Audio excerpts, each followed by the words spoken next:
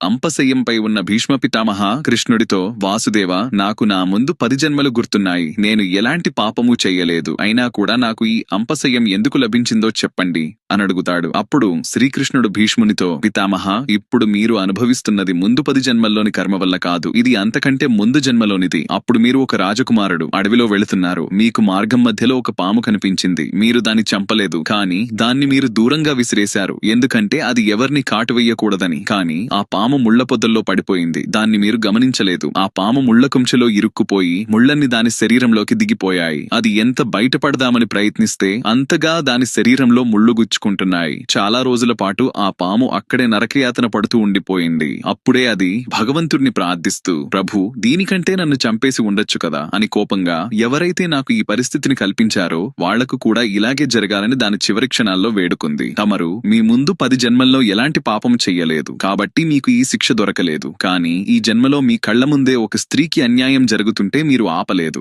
ఆ క్షణమే మీరు ఈ పాపంలో భాగమయ్యారు. కాబట్టి ఎలాగైతే ఆ రోజు ఆ పాము ముళ్ల పొదల్లో చిక్కుకుందో అలాగే ఈ రోజు మీరు అంపశయ్యంలో చిక్కుకున్నారు. మీరు ఎంతటి కర్మనైతే చేస్తారో అది మీకు తప్పకుండా జరుగుతుంది. అది ఈ జన్మలోనైనా లేదా మరు జన్మలోనైనా అని కృష్ణుడు భీష్మునికి వివరిస్తాడు.